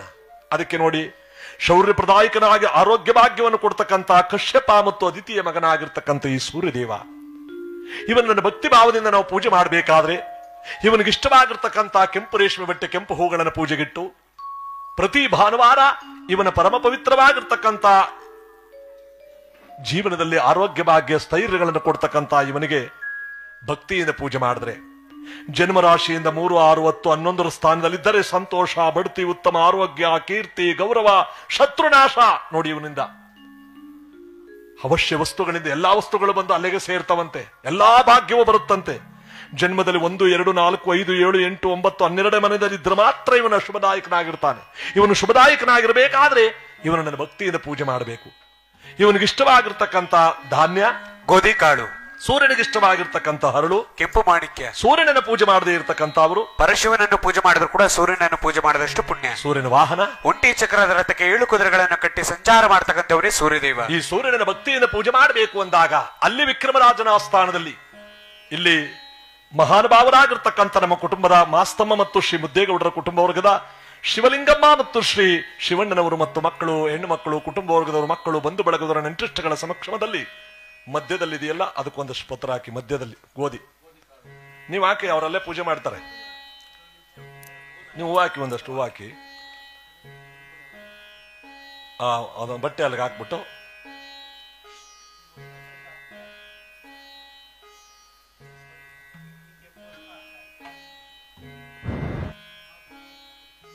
ಹಾಕಿ, ವಸ್ತ್ರನ ಅಲ್ಲ ಹಾಕಿ, ಏನಿಲ್ಲ ಅಲ್ಲಿ ಮೇಲೆ ಹೂ ಹಾಕಿ. ಪರಮ ಪವಿತ್ರನಾಗಿರ್ತಕ್ಕಂಥ ಈ ಸೂರ್ಯನ ಭಕ್ತಿ ಭಾವದಿಂದ ಈಗ ಪೂಜೆ ಮಾಡಬೇಕು ಅಂದಾಗ ಜಗತ್ತಿಗೆ ಆರೋಗ್ಯ ಭಾಗ್ಯವನ್ನು ಕೊಡ್ತಕ್ಕಂಥ ಮಹಾನುಭಾವನೆ ಯಾರಪ್ಪ ಅಂದ್ರೆ ಈ ಪರಮಾತ್ಮ ಸೂರ್ಯದೇವ.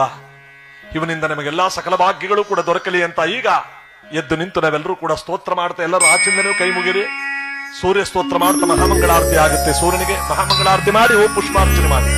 ಮಹಾಮಂಗಳಾರತಿ ಮೊದಲು ಮಂಗಳಾರತಿ. ಜಪ ಕುಸುಮ ಸಂಸ್ಕಾಶಂ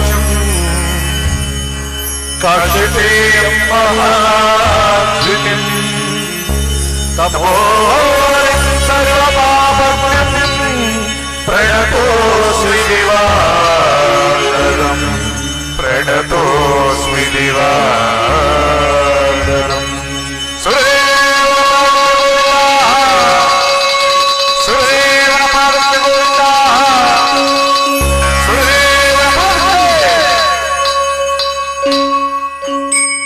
ಪುಷ್ಪಾರ್ಚನೆ ಮಾಡಿ ಎಲ್ಲರೂ ದಯವಿಟ್ಟು ಹೋಗಿ ಸೂರ್ಯದೇವನ ಪಾದಕ್ಕೆ ಗೋವಿಂದ ಗೋವಿಂದ.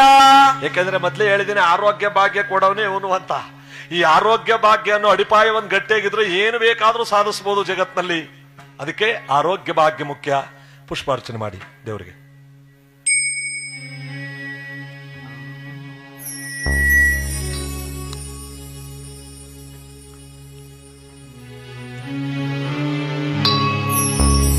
ಈಗ 2ನೇ ತಟ್ಟೆ ರೆಡಿ ಮಾಡ್ಕೊಳ್ಳಿ.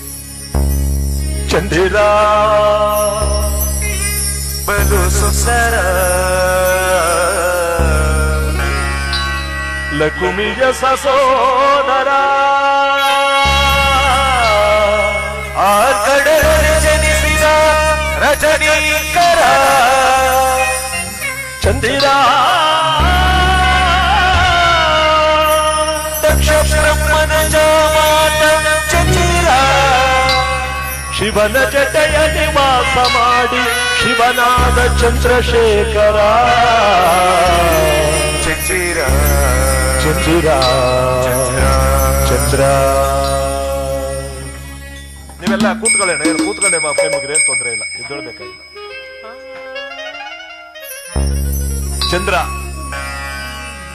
ಈ ಚಂದ್ರ ಸಾಮಾನ್ಯನೆಲ್ಲ ನೋಡಿ, ಇವನಿಗೆ 27 ಜನ ಹೇಳ್ತಿರು. 27 ನೀವೆಲ್ಲ ದಕ್ಷ ನಾಟಕದಲ್ಲಿ ನೋಡಿರ್ತಿರಲ್ಲ, ಇಲ್ಲೇ ಅವರೆಲ್ಲ ಚಂದ್ರಮನು. ಈ ದಕ್ಷಿಣ 27 ಜನ ಹೆಣ್ಣು ಮಕ್ಕಳನ್ನು ಚಂದ್ರಮನಿಗೆ ಒಬ್ಬನಿಗೆ ಕೊಟ್ಟು ಮದುವೆ ಮಾಡಿರ್ತಾನೆ. ಚಂದ್ರಮ, ನನ್ನ 27 ಜನ ಹೆಣ್ಣು ಮಕ್ಕಳಲ್ಲೂ ಸಮಾನವಾದ ಧರ್ಮವಿರಬೇಕು, ಒಬ್ಬರಿಗೊಂದು ಪ್ರೀತಿ ತೋರಿಸಬಾರ್ದು, ಎಲ್ಲರನ್ನು ಒಂದೇ ತರ ನೋಡ್ಕೋಬೇಕು ಅಂತ ಈ ಚಂದ್ರನ ಭಕ್ತಿಯಿಂದ ಪೂಜೆ ಮಾಡಬೇಕು. ಯಾಕಂದ್ರೆ ಜಗತ್ತಿಗೆ ಮಳೆ ಬೆಳೆಗಳಾಗಬೇಕು ಅಂದ್ರೆ ಚಂದ್ರನ ಕಾರಣ ಏನಪ್ಪಾ ಅಂದ್ರೆ, ಕೂತ್ಕೊಳ್ಳೇನ, ಟೈಮ್ ಆಯ್ತು, ನಾನು ಹೇಳ್ತೀನಿ ಆಗತ್ತೆ. ಈ ಚಂದ್ರನಿಗೆ ಯಾಕಪ್ಪ ನಾವು ಪೂಜೆ ಮಾಡಬೇಕು, ಚಂದ್ರನಿಂದ ಹೆಂಗೆ ಮಳೆ ಬೆಳೆಗಳು ಅಂದ್ರೆ, 27 ಜನ ಹೆಂಡತಿಯಲ್ಲ ಅತಿಲೋಕ ಸುಂದರಿಯಾದ ರೋಹಿಣಿಯೊಡನೆ ಅಪಾರವಾದ ಪ್ರೇಮವನ್ನು ಬೀರಿ ಮಿಕ್ಕದವರೆಲ್ಲ ಕಡೆಗಣಿಸ್ಬಿಟ್ಟಿರ್ತಾನೆ ಚಂದ್ರಮ.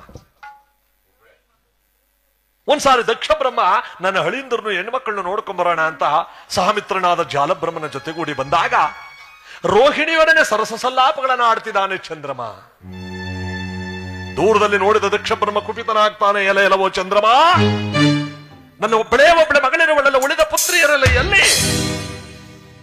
ನನಗೆ ತಿಳಿಯದು ಮಾವ. ಹಾಗನ್ನುವಟ್ಟಲ್ಲಿ 26 ಜನ ಅಳ್ತಾ ಬರ್ತಾರೆ. ಅಪ್ಪಾಜಿ ಚಂದ್ರಮ, ಇಲ್ಲಿ ರೋಧಿಸುತ್ತಿರುವ ರೇವತಿ ಪುಷ್ಯವತಿರು ನಿನ್ನ ಪತ್ನಿಯರಲ್ಲವೇ? ಅದ್ಯಾರಿಗೆ ಗೊತ್ತು ನನ್ನ ಪತ್ನಿಯರದ್ದು? ಚಂದ್ರಮ, ಆ ನಿನ್ನ ಹಾಳಾದ ಪ್ರೇಮ ಈ ರೋಹಿಣಿ ಒಬ್ಬಳಲ್ಲಿ ಮೀಸಲಾಯಿತೆ. ಇಷ್ಟಕ್ಕೆಲ್ಲ ಕಾರಣವಾದ ಶೃಂಗಾರಮಯವಾದ ನನ್ನ ರೂಪಲಾವಣ್ಯಗಳು ತಾನೆ. ನನ್ನ ಹೆಣ್ಣು ಮಕ್ಕಳಿಗೆ ಮೋಸ ಮಾಡಿದ ಘಾತುಕ. ಆ ರೂಪಲಾವಣ್ಯಗಳೆಲ್ಲ ಕರಾಹೀನವಾಗಿ ಹೋಗ್ಲಿ. ದಕ್ಷ ಬ್ರಹ್ಮ ಶಾಪ ಕೊಟ್ಟುಬಿಟ್ಟ. ಚಂದ್ರಮನ ಕಣ್ಣೋಟಾಯ್ತು, ಮೈಯೆಲ್ಲ ವಿಕಾರ ರೂಪ ಆಗೋಯ್ತು. ಈ ಚಂದ್ರಲೋಕನು ಬೇಡ, ಎಂಟಿರು ಬೇಡ ಅಂತ ಕೈಲಾಸಕ್ಕೆ ಬಂದು ಶಿವನ ಪಾದಕ್ಕೆ ಬೀಳ್ತಾನೆ ಚಂದ್ರಮ. ಶಿವನು ಎದ್ದೇಳು ಚಂದ್ರಮ, ನಿನಗೆ ಬಂದಿರುವ ದಕ್ಷ ಬ್ರಹ್ಮನ ಪರಿಭವವನ್ನು ನಾನು ದೂರ ಮಾಡ್ತೇನೆ ಅಂತ ಅವನಿಗೆ ಬಂದಿರುವ ಕಷ್ಟವನ್ನು ದೂರ ಮಾಡಿ ಶಿವನ ಚಂದ್ರನನ್ನು ತೆಗೆದು ತನ್ನ ಜಠಾಗ್ರದಲ್ಲಿ ಧರಿಸ್ಕೊಂಡ. ಅದಕ್ಕೆ ಶಿವನಿಗೆ ಏನಂತ ಹೆಸರು ಬಂತು? ಚಂದ್ರಶೇಖರ, ಸೋಮಶೇಖರ, ಚಂದ್ರಮೌಳೇಶ್ವರ ಅಂತ ಹೆಸರು ಬಂತು. ನೀನು 15 ದಿವಸ ವೃದ್ಧಿ ಚಂದ್ರನಾಗಿ ಶುಕ್ಲ ಪಕ್ಷದ ಷೋಡಶ ಕಲಾವಿದನಾಗಿ ಜಗತ್ತಿಗೆ ನಿನ್ನಿಂದ ಪೌರ್ಣಮಿಯಾಗಲಿ. 15 ದಿವಸ ಕ್ಷೀಣ ಚಂದ್ರನಾಗಿ ಕೃಷ್ಣ ಪಕ್ಷದಲ್ಲಿ ಸವೆದು ಜಗತ್ತಿಗೆ ನಿನ್ನಿಂದ ಅಮಾವಾಸ್ಯೆ ಆಗಲಿ. ನೋಡಿ, ಅಮಾವಾಸ್ಯೆ ಪೌರ್ಣಿಮೆಗಳು ಸೃಷ್ಟಿಯಾದದ್ದು ಚಂದ್ರ ಹೋಗಿ ಶಿವನ ಜಟೆಗೆ ಸೇರ್ಕೊಂಡ ಮೇಲೆ.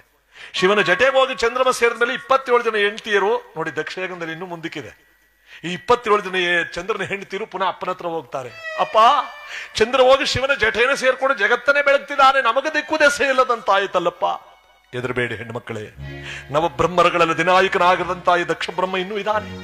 ಆ ಚಂದ್ರಾರ್ಕವಾಗಿ ಎಷ್ಟು ದಿನಗಳ ಕಾಲ ಜಗತ್ತಿಗೆ ಬೆಳಕನ್ನು ಚೆಲ್ಲುವನು, ಅಷ್ಟು ದಿನಗಳ ಕಾಲ ಅವನ ಹೆಂಡತಿಯರಾದ ನೀವು 27 ಜನ ಭೂಲೋಕದಲ್ಲಿ 27 ಮಳೆ ನಕ್ಷತ್ರಗಳಾಗಿ ಸುರಿಯಿರಿ.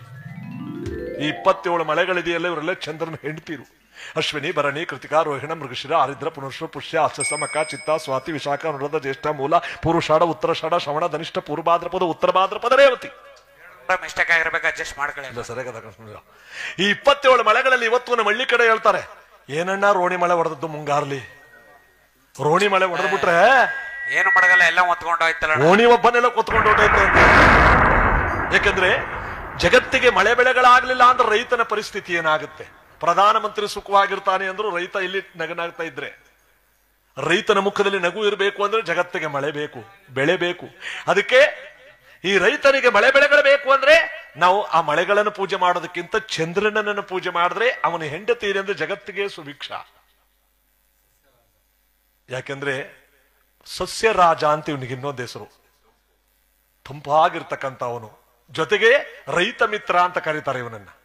ಈ ರೈತರು ಬೆಳೀತಕ್ಕಂಥ ಬೆಳೆಗಳ ಮೇಲೆ ಚಂದ್ರನ ಬೆಳಕು ಬಿಳಿದು ಹೋಗ್ಬಿಟ್ರೆ ಜಳ್ಳಾಗೋಯ್ತದಂತೆ. ಈ ಮರದ ಕೆಳಗಡೆ ಬೆಳೆಯಲ್ಲ, ಯಾಕೆ ಗೊತ್ತಾ? ಚಂದ್ರನ ಬೆಳಕು ಅಲ್ಲಿ ಬೀಳಲ್ಲ, ಗಾಳೋರೆ ಅಂತಾರೆ ಅದನ್ನ. ಇನ್ನು ಹೆಣ್ಣು ಮಕ್ಕಳು ಗರ್ಭಿಣಿಯರಾಗಿರ್ತಕ್ಕಂಥ ಅವರಿಗೆ ಚಂದ್ರನ ಬೆಳಕು ಬಿಳಿದು ಹೋಗ್ಬಿಟ್ರೆ ಮಕ್ಕಳು ಕುರುಪಿಗಳಾಗಿ ಹುಟ್ಟುಬಿಡ್ತಾರಂತೆ. ಅದಕ್ಕೆ ನೋಡಿ, ಈ ಚಂದ್ರ ಬೆಳದಿಂಗಳಾಗಿರ್ತಕ್ಕಂಥವನು, ಇವನಿಗೆ ಮಹಾಪವಿತ್ರವಾಗಿರ್ತಕ್ಕಂಥ ಇಂದ್ರ ಪದವಿಯನ್ನು ಕೂಡ ಉಂಟು. ಅತ್ರಿ ಮುನಿಯ ಮಗನಾಗಿರ್ತಕ್ಕಂಥ ಇವನನ್ನ ಇಂದು ಶಶಿ, ಶಶಾಂಕ, ಸೋಮ, ನಿಜಾಕರ, ರಜನೀಕರ ಅಂತ ಅನೇಕ ಹೆಸರಿನಿಂದ ಕರೀತಾರೆ. ಇವನಿಗೆ ಇಷ್ಟವಾಗಿರ್ತಕ್ಕಂಥ ಬಿಳಿಯ ಪುಷ್ಪ, ಮುತ್ತುಗದು ಇವೆಲ್ಲಗಳನ್ನ ಹಾಕುವುದರ ಜೊತೆಗೆ 1, 3, 6, 10, 11ರಲ್ಲಿ ಕಾರ್ಯಸಿದ್ಧ ಮತ್ತು ದ್ರವ್ಯ ಪ್ರಾಪ್ತಿಗಳನ್ನೆಲ್ಲ ಕೊಡ್ತಾನೆ. 2, 4, 5, 8, 9, 12ಗಳಲ್ಲಿ ಅಶುಭ ರಾಜ ಮತ್ತೆ ಸಸ್ಯರಾಜನಾಗಿರ್ತಕ್ಕಂಥ ಇವನನ್ನ ಭಕ್ತಿಯಿಂದ ಪೂಜೆ ಮಾಡಬೇಕಾದ್ರೆ, ಪಶು ಪಕ್ಷಿ ಸಸ್ಯಗಳಿಗೆ ಚೇತನ ಪುರುಷನಾಗಿರ್ತಕ್ಕಂಥ ಇವನನ್ನ ಭಕ್ತಿಯಿಂದ ಪೂಜೆ ಮಾಡಬೇಕು. ಇವನನ್ನು ಪೂಜೆ ಮಾಡಬೇಕಾದ್ರೆ ನಾವು ಭಕ್ತಿಯಿಂದ ಇವನಿಗೆ ಇಷ್ಟವಾಗಿರ್ತಕ್ಕಂಥ ಬೆಳ್ಳಿ ಬಣ್ಣದ ಬಟ್ಟೆ, ಬೆಳ್ಳಿ ಬಣ್ಣದ ಹೂಗಳನ್ನು ಪೂಜೆಗಿಟ್ಟು, ಚಂದ್ರನಿಗೆ ಇಷ್ಟವಾಗಿರ್ತಕ್ಕಂಥ ಧಾನ್ಯ, ಬಿಳಿ ಅಕ್ಕಿ ಕಾಳು, ಚಂದ್ರನಿಗೆ ಇಷ್ಟವಾಗಿರ್ತಕ್ಕಂಥ ಹರಳು, ಮುತ್ತು, ಚಂದ್ರನನ್ನ ಪೂಜೆ ಮಾಡದೇ ಇರ್ತಕ್ಕಂಥ ಅವರು ಶಿವನನ್ನು ಪೂಜೆ ಮಾಡಿದ್ರು ಕೂಡ ಚಂದ್ರನನ್ನು ಪೂಜೆ ಮಾಡದಷ್ಟು ಪುಣ್ಯ. ಚಂದ್ರನ ವಾಹನ ಜಿಂಕೆ. ಈ ಚಂದ್ರನ ಭಕ್ತಿಯಿಂದ ಹೀಗೆ ಪೂಜೆ ಮಾಡಬೇಕು ಅಂದಾಗ ಅಲ್ಲಿ ವಿಕ್ರಮರಾಜನ ಆಸ್ಥಾನದಲ್ಲಿ ನಮ್ಮ ಮಾಸ್ತಮ್ಮ ಮತ್ತು ಮುದ್ದೇಗೌಡರು, ಶಿವಲಿಂಗಮ್ಮ ಮತ್ತು ಶಿವಣ್ಣನವರು ಮತ್ತು ಕುಟುಂಬ ವರ್ಗದವರ ಮಕ್ಕಳೆಲ್ಲರ ಒಂದು ಸಮಕ್ಷಮದಲ್ಲಿ ಇಲ್ಲಿ ಚಂದ್ರನಿಗೆ ನಾವೆಲ್ಲರೂ ಕೂಡ ಭಕ್ತಿಯಿಂದ ಪೂಜೆ ಮಾಡೋಣ. ಬೆಳದಿಂಗಳ ಬೆಳಕಿನಂತ ನೆಮ್ಮದಿಯನ್ನು ಕೊಟ್ಟು ಕಾಪಾಡ್ತಾನೆ ಅಂತ ಅಲ್ಲಿಂದ ಕೂತ್ಕೊಂಡೆ ಕೈ ಮುಗಿ ಎಲ್ಲರಿಗೂ ಚಂದ್ರನ ಕಕ್ಕಂಡ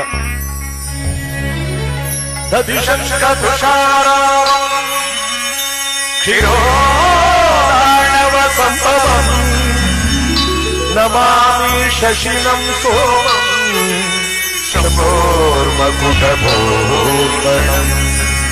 ಚಂದ್ರದೇವರ ಪಾದಕ್ಕೆ ಗೋವಿಂದ, ಚಂದ್ರದೇವರ ಪಾದಕ್ಕೆ ಗೋವಿಂದ, ಚಂದ್ರದೇವರ ಪಾದಕ್ಕೆ.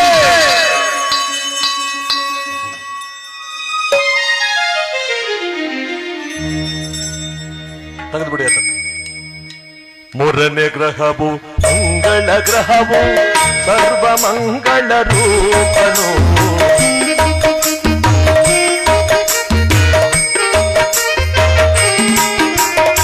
ಮೂರನೇ ಗ್ರಹವು ಮಂಗಳ ಗ್ರಹವು, ಸರ್ವ ಮಂಗಳ ರೂಪನು. ಅಂಗಾರಕನಾಗಿ ದೋಷ ಬೀರುವ, ಅಂಗಾರಕನಾಗಿ ದೋಷ ಬೀರುವ, ಕುಟನಾಗಿ ತಾರಕವನೆ ಪೊರೆಯುವ. ಮೂರನೇ ಗ್ರಹವು ಸರ್ವ ಮಂಗಳ ರೂಪನು.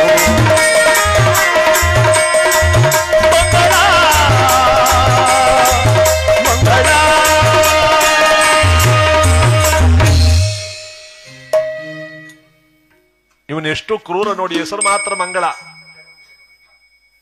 ದಕ್ಷ ಯಜ್ಞಕುಂಡಕ್ಕೆ ಗೌರಿ ಮಾತೆ ಹೋಗಿ ಬಿದ್ದೋದ ಮೇಲೆ, ಗೌರಿ ಮಾತೆ ಹೋಗಿ ಯಜ್ಞಕುಂಡಕ್ಕೆ ಬಿದ್ದೋಯ್ತಾಳಲ್ಲ ದಕ್ಷ ಯಜ್ಞದ ಕೊನೆಯಲ್ಲಿ, ಗೌರಿಯನ್ನು ಕಳೆದುಕೊಂಡು ಶಿವನ ಪ್ರಳಯ ರುದ್ರನಾಟ್ಯ ಮಾಡ್ತಿರ್ತಾನೆ.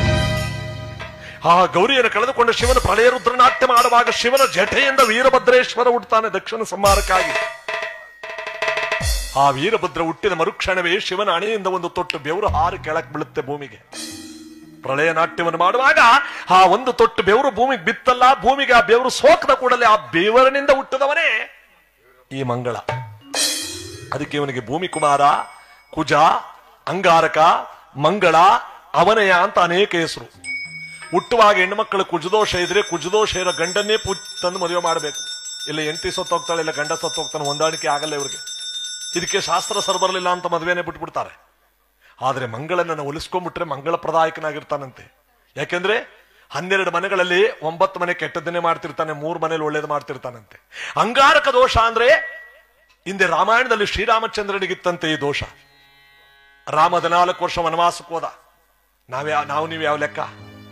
ಈಗಲೂ ಹೆಣ್ಣು ಮಕ್ಕಳಿಗೆ ದೋಷ ಬಂತು ಅಂದ್ರೆ ಹುಟ್ಟದ ಮನೆ ಮೆಟ್ಟದ ಮನೆ 2 ಮನೆಯಲ್ಲೂ ಕೂಡ ಸುಖ ಇಲ್ಲದೆ ಕಣ್ಣೀರ್ಲು ಕೈ ತೋಳಿಸ್ಬಿಡುತ್ತಂತೆ. ಇದಕ್ಕೆ ಅಂಗಾರಕ ದೋಷ. ಅದಕ್ಕೆ ಈ ಮಂಗಳನ ನನ್ನ ಭಕ್ತಿಯಿಂದ ನಾವು ಪೂಜೆ ಮಾಡಬೇಕಾದ್ರೆ ಪ್ರತಿ ಮಂಗಳವಾರ ಇವನಿಗೆ ಇಷ್ಟವಾಗಿರ್ತಕ್ಕಂಥ ಕೆಂಪು ಬಟ್ಟೆ, ಕೆಂಪು ಹೂಗಳನ್ನು ಪೂಜೆಗಿಟ್ಟು, ಮಂಗಳನಿಗೆ ಇಷ್ಟವಾಗಿರ್ತಕ್ಕಂಥ ಧಾನ್ಯ ತೊಗರಿಕಾಳು ಅಥವಾ ತೊಗರಿ ಬೇಳೆ, ಮಂಗಳನಿಗೆ ಇಷ್ಟವಾಗಿರ್ತಕ್ಕಂಥ ಹರಳು, ಕೆಂಪು ಹವಳ. ಮಂಗಳನನ್ನು ಪೂಜೆ ಮಾಡದೇ ಇರ್ತಕ್ಕಂಥವರು ಸೀತಾರಾಮಚಂದ್ರರನ್ನು ಪೂಜೆ ಮಾಡಿದ್ರು ಕೂಡ ಮಂಗಳನನ್ನು ಪೂಜೆ ಮಾಡದಷ್ಟು ಪುಣ್ಯ. ಮಂಗಳನ ವಾಹನ ಮೇಕೆ. ಈ ಮಂಗಳನ ಭಕ್ತಿಯಿಂದ ಹೀಗೆ ಪೂಜೆ ಮಾಡಬೇಕು ಅಂದಾಗ ಅಲ್ಲಿ ವಿಕ್ರಮರಾಜನ ಆಸ್ಥಾನದಲ್ಲಿ ನಮ್ಮ ಮಾಕಳಿ ಹೊಸಳ್ಳಿ ಗ್ರಾಮದ ಶ್ರೀಮತಿ ಮಾಸ್ತಮ್ಮನವರು, ಮುದ್ದೇಗೌಡರ ಕುಟುಂಬ ವರ್ಗದವರು, ಶಿವಲಿಂಗಮ್ಮ ಮತ್ತು ಶಿವಣ್ಣನವರ ಕುಟುಂಬ ವರ್ಗದವರು ಪರವಾಗಿ ಎಲ್ಲರೂ ಕೈ ಮುಗಿದು ಕ್ರೂರನಾದ ಮಂಗಳ ಒಳ್ಳೇದು ಮಾಡಪ್ಪ ಅಂತ ನಾವೆಲ್ಲರೂ ಕೂಡ ಭಕ್ತಿಯಿಂದ ಪೂಜೆ ಸಲ್ಲಿಸೋಣ. ಧರಣಿ ಗರ್ಭ ಸಂಸ್ಥೋ